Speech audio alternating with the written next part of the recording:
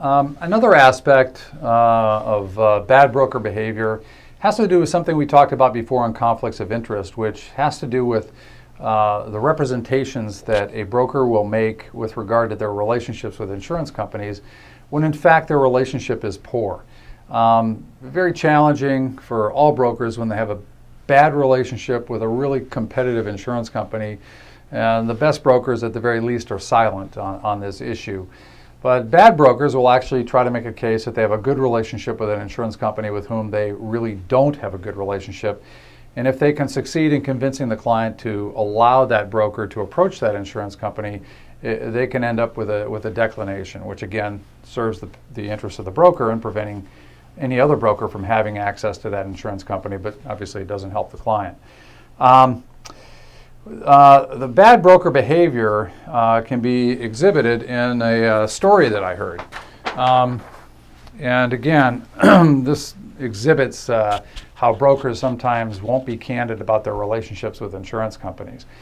I'm going to call these brokers brokerage firm Smith and brokerage firm Johnson. And so Smith and Johnson did a lot of competition on construction accounts.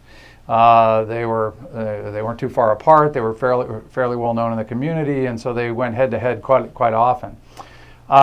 Smith had a great relationship with Big Time Insurance Company. They had a lot of volume with Big Time. They had a really good long-term loss ratio. They had really good relationships with top management. Really terrific relationships. Johnson had a really powerful, a very similar relationship with Western Insurance Company. And same thing, a lot of premium volume, a lot of accounts written there, long-term relationships, very, very profitable, good relations with top management. For each of them, they had direct access to both of these insurance companies. Smith could send applications to Big Time, and they also had a relationship with Western Insurance Company.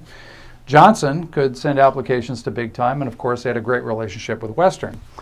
However, each had a poor relationship with the insurance company that was strong with their competing brokerage firm. Smith had a very challenging relationship with Western Insurance Company. Western couldn't seem to get any premium written there. They had kind of some fractious relationships between individuals in the agency and at the insurance company. The loss ratios were, for whatever reason, high, and so they could never really get any traction. Same thing with Johnson with regard to Big Time. They had a real challenging relationship with Big Time. Big Time constantly was threatening they were going to terminate their relationship because they just couldn't seem to ever get any new business written, and it was really challenging.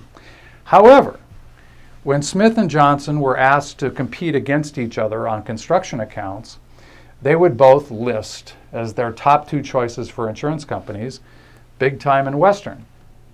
And they each knew that if either one of them could succeed in getting the assignment for both of those insurance companies, that the competition would effectively be over. The client wouldn't know this, of course, but Big Time and Western both knew it. And while they never necessarily colluded on this issue, they both knew exactly what the game plan was, because it happened so often when they competed for business that they both listed Big Time and Western 1-2. And of course they would try to make the case that their counterpart literally didn't have a very good relationship with one of those insurance companies, but the client, of course, sometimes preferred one of the two brokerage firms and gave them top choices and ended up giving them the top two.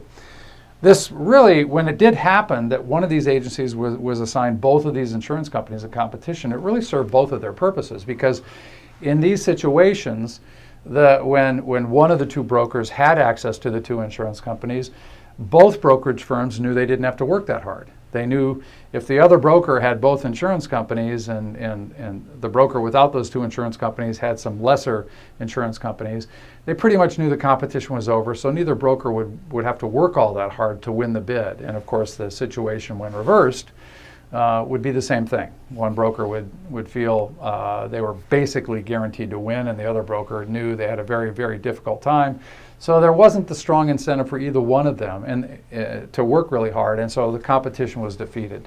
And that's a really good example of bad broker behavior when it comes to representation of their relationships with insurance companies.